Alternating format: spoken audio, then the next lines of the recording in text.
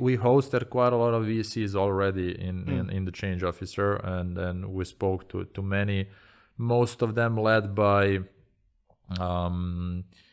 seasoned, experienced investors who've been around for a while. Now this whole space is booming, and there's a lot of gaps that need to be filled, of course, obviously, along the life cycle of a startup, from early days to later on scaling them. How do you go against and stand next to them and compete for your deals? What's your combined with Ahmed's value proposition? So when you sit across the table of a promising startup, say Sanad, of course, what is that you noticed is a gap in the market where you deliver your USP? Okay, so essentially, that is a job done both, I believe, by the startups and the investors. I think the startups as well have, an obligation to do due diligence on their investors and know, do they play in the same sector as me? Do they invest in startups in the same sector as me?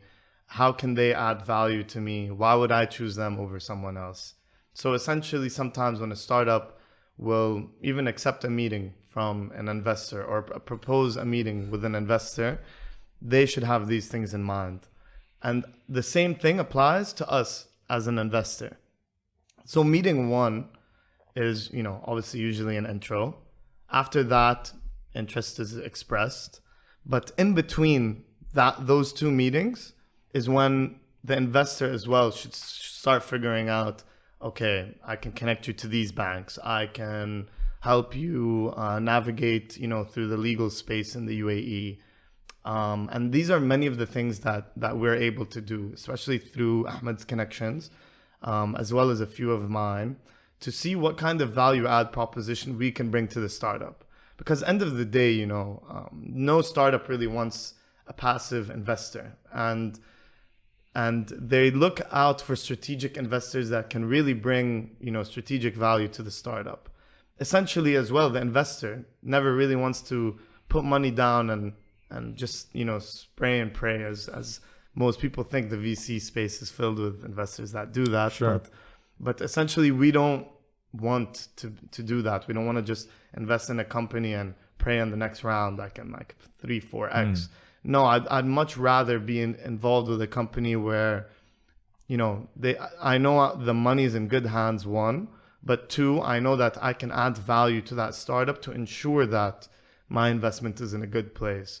So essentially it's one thing that I always tell, Sanad, for example, is every time he comes to us or we go to them with something that, we feel could add value to Dukkan Tech or a way that we can ease their daily operations for them. Whenever he tells me thank you, I tell him, you never need to thank me. We're now an extension of the Dukkan Tech team, essentially. Sure. Yeah. And that's how I believe investors should go about their mindset when they go to startups. I wouldn't invest in anything that I couldn't say that Ahmed and I could add value to in one way or another.